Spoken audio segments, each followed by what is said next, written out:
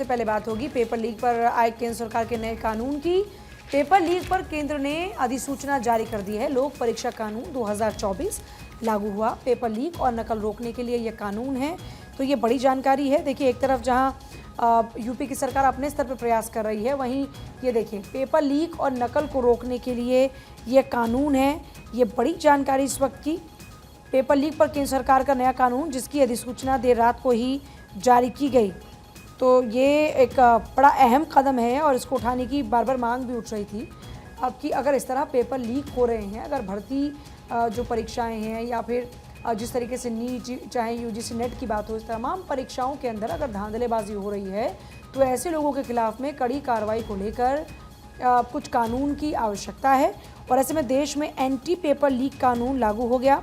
Anti paper leak कानून का उद्देश्य है सरकारी भर्ती परीक्षाओं में धोखाधड़ी की जांच करना, सभी सार्वजनिक परीक्षाओं में ज़्यादा पारदर्शिता लाना, प्रतिस्पर्धा कर रहे युवाओं को गड़बड़ी ना होने के लिए आश्वस्त करना। सरकार ने इसी साल फरवरी में यह नया कानून बनाया था। परीक्षा में नकल और पेपर लीक रोकने के लिए इसमें कड़े प्रावधान हैं और इसमें 3 साल और अधिकतम 10 साल जेल की सज़ा का प्रावधान है। 10 लाख रुपये का जुर्माना और 5 साल की जेल तक इसको बढ़ाया जा सकता है। परीक्षा संचालन के लिए नियुक्त सर्विस प्रोवाइडर के दोषी पाए जाने पर 1 करोड़ रुपए तक जुर्माना। किसी गड़बड़ी में एग्जाम सेंटर की भूमिका पर उसे 4 साल तक के लिए सस्पेंड किया जा सकता है। राष्ट्रपति द्रौपदी मुर्मू ने लगभग 4 महीने पहले पब्लिक एग्जामिनेशन एक्ट 2024 को मंजूरी दी थी और अब इसको लेकर अधिसूचना जारी हुई। बढ़ती खबरों में आगे और अगली बड़ी खबर, अनिरुद्ध श्रवण वित्त मंत्री निर्मला सीतारमण के निजी सचिव, जिन्हें नियुक्त किया गया है। कर्नाटक कैडर के 2011 बैच के आईएएस हैं अनिरुद्ध श्रवण। तो ये बड़ी जानकारी, निर्मला सीतारमण के निजी सचिव अब अनिरुद्ध श्रवण और कर्नाटक कैडर के 2011 बैच के आईएएस और अनिरुद्ध श्रवण वित्त मंत्री के निजी सचिव होंगे। और देखिए, क्योंकि तमाम जो मंत्री हैं अब अपना कामकाज संभाल चुके हैं, ऐसे में अब उनके लिए जो निजी सचिव है उनकी नियुक्तियों का सिलसिला भी शुरू हो चुका है। अनिरुद्ध श्रवण वित्त मंत्री के निजी सचिव के तौर पर नियुक्त हुए हैं। निर्मला सीतारमण के निजी सचिव के तौर पर नियुक्त हुए हैं कर्नाटक कैडर के 2011 बैच के आईएएस अनिरुद्ध श्रवण।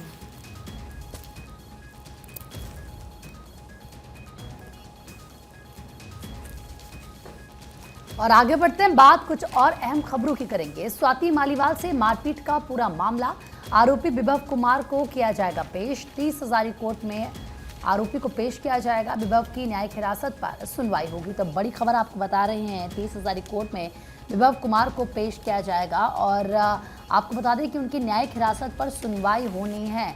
आपको याद होगा किस तरीके से स्वाति मालीवाल के साथ मारपीट की गई थी। जो आरोप स्वाति मालीवाल ने लगाए थे विभव कुमार पर, उसके बाद से लगातार विभव की मुश्किलें बढ़ी हैं और अब अपडेट इस पूरे मामले में आपको ये देते हैं कि विभव की न्यायिक हिरासत पर सुनवाई अब होगी। 30 हजारी कोर्ट में विभव कुमार को पेश किया जाएगा। देखना होगा कि आखिर विभव कुमार को क्या कोई राहत मिलती या फिर नहीं, या मुश्किलें आगे भी ऐसे ही बरकरार विभव कुमार की रहने वाली हैं। सियासत इस पूरे मामले को लेकर खूब ज़्यादा हुई और किस तरीके से विभव कुमार की तरफ से, हालांकि ये कहा गया कि झूठे एलिगेशंस उन पर लगाए गए हैं, लेकिन अब 30 हजारी कोर्ट में उनको आज पेश किया जाएगा और क्या कोर्ट की तरफ से फैसला सुनाया जाता है उनकी न्यायिक हिरासत को लेकर, ये देखना होगा।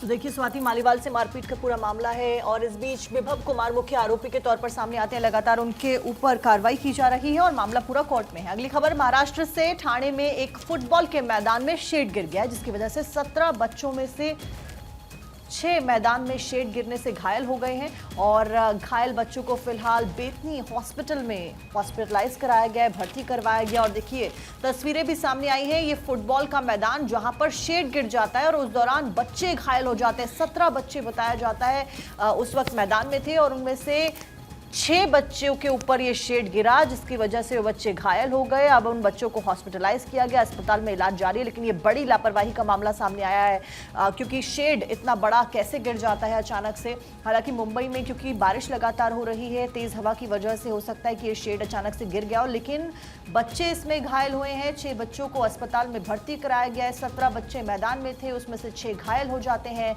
बड़े सवाल यहाँ पर खड़े होते हैं। फिलहाल शेड गिरने की वजह से ये बड़ा हादसा हुआ है। महाराष्ट्र से खबर, घायल बच्चों का इलाज लगातार अस्पताल में जारी है। फुटबॉल के मैदान में शेड गिरने की वजह से 6 बच्चे घायल, और वो शेड गिरने की तस्वीरें और वीडियो फिलहाल आपकी स्क्रीन पर।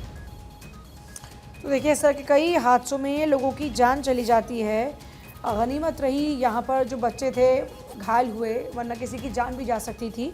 और घायल बच्चों का जो इलाज है वो लगातार चल रहा है, अस्पताल में उनको भर्ती कराया गया। इस बीच भोजशाला की बात करेंगे, जहाँ पर 92 दिन भी सर्वे चला और सर्वे के दौरान में 2 अवशेष मिले हैं। भोजशाला परिसर से खुदाई में 31 मूर्तियाँ पाई हैं और सनातनी गौरव की गाथा सुना रही देवताओं की ये मूर्तियाँ। आप देखिए, आप लगातार देख रहे हैं कि भोजशाला की अगर बात करते हैं तो वहाँ पर सर्वे लगातार चल रहा है। और सर्वे में बड़ी बात यह है कि जब वहाँ पर सर्वे चल रहा है तो वहाँ पर 31 मूर्तियाँ अब तक का पाई हैं, मतलब अभी तक मिली हैं वहाँ पर 31 मूर्तियाँ। और ये जो 31 देवी देवताओं की मूर्तियाँ हैं, कहा यह जा रहा है कि ये सनातनी गौरव की गाथा को सुनाती हुई नज़र आ रही हैं। 90 दिन से ज़्यादा हो चुके हैं भोजशाला में सर्वे चलते चलते, आपको याद होगा लगातार तस्वीरें भी सामने आई थी। और ऐसे में जब यहाँ पर सर्वे चल रहा है तो यहाँ मूर्तियाँ पाई हैं, मतलब आप सब ज़रा समझिए कि इतनी पुरानी वो मूर्तियाँ हैं जिससे ये माना जा रहा है कि ये सनातनी गौरव की गाथा को गाती हुई अपने आप में मूर्तियाँ नज़र आ रही हैं कि सनातन कितना पुराना है और देवी देवताओं की जो को लेकर जो मान्यता है वो कितनी पुरानी है। अब जाहिर तौर पर ये किस ईस्वी की है, इसको लेकर भी पूरी जांच पड़ताल होगी। लेकिन अगर फ़िलहाल की देखिए बात करते हैं तो यहाँ पर सबसे ख़ास बात ये है कि अभी ये माना जा रहा है कि ये बहुत ही इम्पॉर्टेंट है अपने आप में। और दूसरी बड़ी बात ये है कि देखिए, लगातार जिस तरीके से यहाँ पर भोजशाला में हम देख रहे हैं कि सर्वे चल रहा है और सर्वे के दौरान में देवी देवताओं की मूर्तियाँ भी मिल रही हैं, तो जो सनातनी है ख़ास तौर पर उनमें एक अलग ही उत्साह इस वक्त नज़र आ रहा है। तो ये बड़ी जानकारी इस वक्त सनातनी गौरव की गाथा सुनाती हुई नज़र आ रही हैं ये मूर्तियाँ भोजशाला में। लगातार जो सर्वे है वो चल रहा है और उसी सर्वे में अब तक देखिए, अगर काउंटिंग्स की बात करते हैं तो 31 मूर्तियाँ अब तक पाई गई हैं और भी कई अवशेष इसमें पाए गए हैं जो जानकारी मिल रही है। 92 दिन के सर्वे में 2 अवशेष मिले हैं, उसे मिलाकर अब तक भोजशाला परिसर में जो खुदाई हुई है उस खुदाई में 31 मूर्तियाँ मिल चुकी हैं। इनके अलावा सर्वे में मिले स्तंभ के टुकड़े जो है, सैकड़ों टुकड़े, वो भोजशाला पर हुए विदेशी आक्रांताओं के हमले की कहानी को बयां करते नजर आते हैं। खुदाई में अब तक भगवान शिव, ब्रह्मा, वाग्देवी, गणेश, माता पार्वती, हनुमान, भैरवनाथ आदि की जो मूर्तियाँ हैं वो मिल चुकी हैं। और इसके अलावा देखिए, बात करते हैं भोजशाला के उत्तरी भाग में 7वें दिन खुदाई की गई, क्योंकि लगातार अलग अलग हिस्सों में खुदाई लगातार चल रही है। तो मध्य प्रदेश हाईकोर्ट की इंदौर खंडपीठ के आदेश पर राजा भोज की ऐतिहासिक नगरी धार में चल रहा भोजशाला का यह सर्वे कार्य भले ही अंतिम दौर में हो, लेकिन भारतीय पुरातत्व सर्वेक्षण की टीम को खुदाई के दौरान जो साक्ष्य अब तक मिले, यानी जो सबूत मिले हैं, वो अपने आप में सनातन की कहानी को बयां करते हुए नजर आते हैं। भगवान श्री कृष्ण की काले पाषाण की जो मूर्ति यहाँ पर मिली है उसे मिलाकर अब तक भोजशाला परिसर से खुदाई में 31 मूर्तियाँ पूरी हो चुकी हैं। इसके अलावा स्तंभ के कई टुकड़े अलग अलग यहाँ पर पाए गए हैं भोजशाला में, जो कि ये प्रदर्शित करते नजर आते हैं कि जो विदेशी आक्रांता यहाँ पर आए, उन विदेशी आक्रांताओं ने कैसे यहाँ पर जो धरोहरें थीं उन धरोहरों को नुकसान पहुंचाकर उनके इतिहास को, उनके अस्तित्व को मिटाने की कोशिश की। खुदाई में अब तक भगवान शिव, ब्रह्मा, वाग्देवी, गणेश, माता पार्वती, हनुमान, भैरवनाथ आदि की मूर्तियां मिली हैं। ये इस दावे को पुष्ट करती हैं कि भोजशाला सनातन संस्कृति का ऐतिहासिक स्थान रहा है और यहाँ पर मिली ज़्यादातर मूर्तियाँ खंडित हैं, जो कहती हैं कि आक्रांताओं ने यहाँ पर भीषण हमले किए थे। अभी उत्तरी भाग में खुदाई चल रही है, उत्तरी भाग में खुदाई होते होते 7वां दिन लगा है। तो ऐसे में 2 पाषाण युग के अवशेष मिले हैं, ये छोटे आकार के हैं। भोजशाला को मंदिर घोषित करने के लिए याचिका लगाने वाले आशीष गोयल ने बताया कि अब तक 31 मूर्तियाँ मिल चुकी हैं। बढ़ेंगी खबरों में आगे, बात अब जल संकट की करेंगे। दिल्ली से लगातार तस्वीरें आप देख रहे हैं कि किस तरह से बूंद बूंद को पानी के लिए दिल्ली वासी तरस रहे। मंत्री आतिशी अनिश्चितकालीन भूख हड़ताल पर और राजघाट में श्रद्धांजलि से उन्होंने शुरू किया अनशन और आरोप है कि हरियाणा पूरा पानी नहीं दे रहा है। हरियाणा से रोज 100 मिलियन गैलन पानी दिए जाने की अपनी मांग को लेकर दिल्ली के जल मंत्री आतिशी 21 जून से भूख हड़ताल कर रही हैं और हड़ताल शुरू करने से पहले उन्होंने राजघाट पहुंचकर महात्मा गांधी को श्रद्धांजलि दी। उनके साथ अरविंद केजरीवाल की पत्नी भी मौजूद रही। तो देखिए, लगातार जल संकट को लेकर सियासत जोरों पर है। अखबारों को आप उठा ले तो अखबारों में भी इसका जिक्र है। जल संकट को लेकर आतिशी ने शुरू किया पानी के लिए सत्याग्रह। चलिए आगे बढ़ते हैं, बात तमिलनाडु की करेंगे। तमिलनाडु शराब कांड को लेकर आपको बता दें कि मरने वालों की संख्या अब 47 हो गई है। इनमें से 24 एक ही गांव के लोग हैं।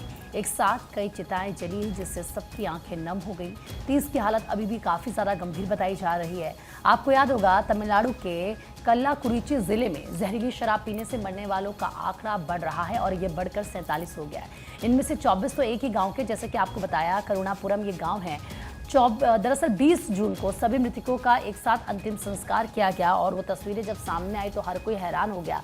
जहरीली शराब पीने से तमिलनाडु में 47 लोगों की जान चली गई और सोचिए बड़ी संख्या में 24 लोग ये कहे जा रहे हैं मरने वालों में एक ही गांव के थे, यानी कि आधा गांव तो ऐसे ही खाली हो गया है।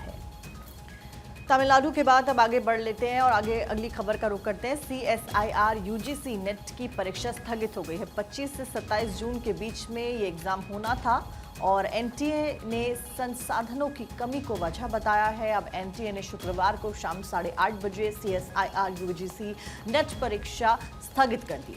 ये एग्जाम 25 से 27 जून के बीच में ही होना था। परीक्षा स्थगित करने की वजह से यहाँ पर रिसोर्सेज की कमी बताई जा रही है। मतलब जो रीजन दिया गया, जो हवाला दिया गया स्थगित करने की परीक्षा के पीछे, वो ये दिया गया कि रिसोर्सेज की कमी है। हालांकि इसकी वजह से जो स्टूडेंट्स हैं उनमें गुस्सा भी है, नाराजगी भी है, क्योंकि लोग काफ़ी स्टूडेंट्स जो होते हैं लंबा प्रिपरेशन करते हैं, लंबे टाइम तक समय देते हैं और उसके बाद इस तरीके से जब रिसोर्सेज का हवाला देखिए। दैनिक भास्कर क्योंकि इस वक्त मेरे पास है, आज फ्रंट पेज पर सबसे पहले यही खबर दी गई है। NTA यानी कि नेशनल टेस्टिंग एजेंसी को दैनिक भास्कर में लिखा गया है नो ट्रस्ट एजेंसी, क्योंकि आप सोचिए एग्जाम आप करवाते हैं और कैसे एग्जाम्स आप करवा रहे हैं कि 9 दिन में 3 बड़ी परीक्षाएं ही रद्द हो गई हैं। देखिए सबसे पहले अगर मैं NTA की बात करूं यानी कि national testing agency NEET NET जैसी राष्ट्रीय स्तर की 15 भर्ती परीक्षाएं कराती है, लेकिन पिछले 9 दिन में इसे UGC नेट समेत 3 परीक्षाएं रद्द और स्थगित करनी पड़ी। इससे अब इसकी कार्यप्रणाली पर सवाल खड़े हो गए। जाहिर सी बात ऐसा होगा।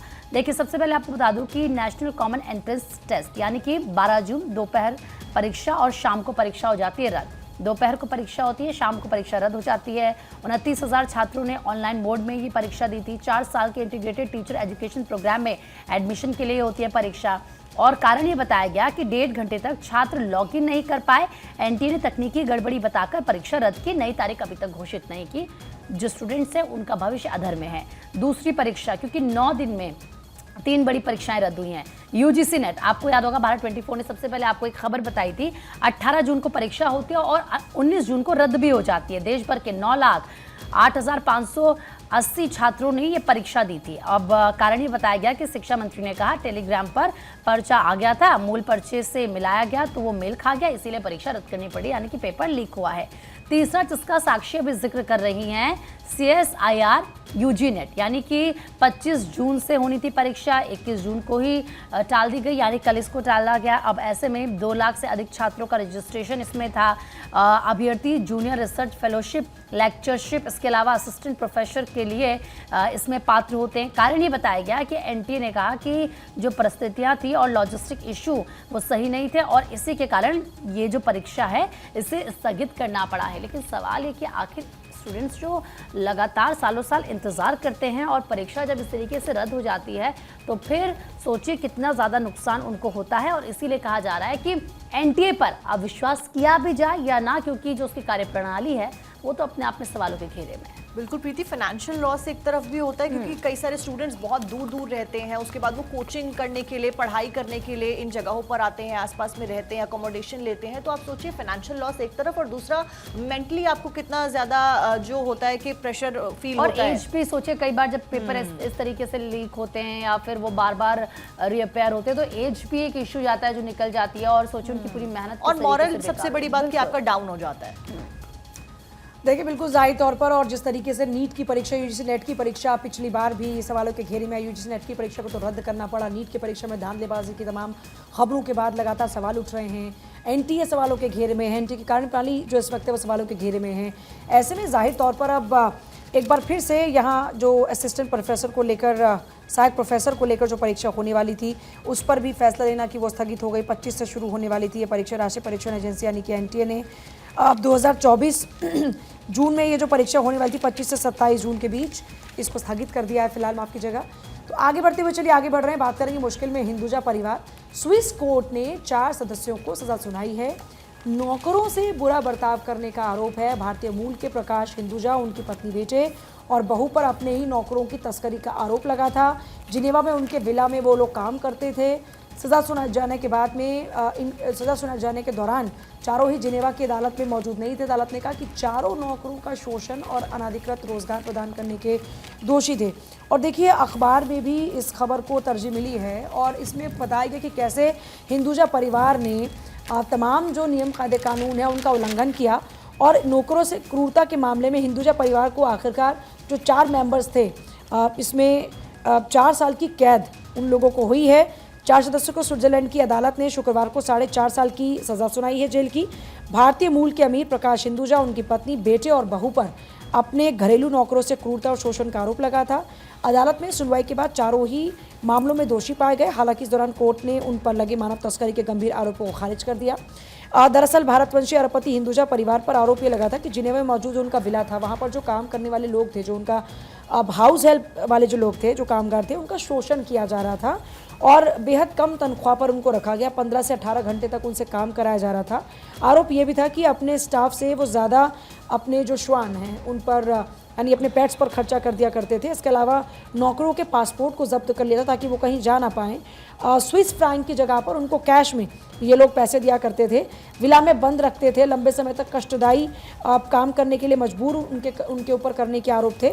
सुनवाई के दौरान अदालत ने यह कहा कि चारों आरोपी श्रमिकों का शोषण करने, अनाधिकृत रोजगार प्रदान करने के दोषी थे, लिहाजा उन्हें 4-4.5 साल जेल की सजा सुनाई जाती है। बढ़ेंगे खबरों में आगे और बड़ी खबर दिल्ली से, जहां फैक्ट्री में लगी आग और फायर ब्रिगेड की 28 गाड़ियां मौके पर मौजूद रही। कोई हताहत हालांकि नहीं हुआ है, ये अच्छी खबर है। लेकिन तस्वीर देखिए कि फैक्ट्री किस तरह से धू धू कर जलकर राख हो गई है। दिल्ली के नीलोठी गांव में हनुमान धर्म कांटा के पास एक फैक्ट्री में भीषण आग लग गई। मौके पर 28 दमकल की गाड़ियां मौजूद रही और अभी तक किसी के हताहत होने की कोई खबर नहीं आई है। आसमान में आग की लपटें भी आप इन तस्वीरों में देख पाएंगे। हालांकि पानी के बौछार के जरिए इस आग पर काबू पाने की कोशिश की जा रही है। तस्वीरें निकलकर सामने आई है। तो ये तस्वीरें आपको दिखा रहे हैं। देखिए किस तरीके से फायर ब्रिगेड की 28 गाड़ियां मौके पर मौजूद रही। दिल्ली की फैक्ट्री में ये भीषण आग लगी और सुबह भी सबसे पहले खबर हमने आपको बताई थी, दिखाई थी। हालांकि आग कैसे लगी ये अभी क्लियर नहीं हो पाया है। $30 अरब का टैक्स, लाखों रोजगार। सिर्फ 1.5% भारतीय हैं और अमेरिकी बढ़ा रहे हैं अर्थव्यवस्था। ये सवाल बड़ा इस वक्त खड़ा हो रहा है, आखिर कैसे बढ़ा रहा है अर्थव्यवस्था। अमेरिका की आबादी में भारतीय अमेरिकी 1.5% हैं। कारोबार, विज्ञान, राजनीति समेत तमाम क्षेत्र में इनकी अहम भूमिका है।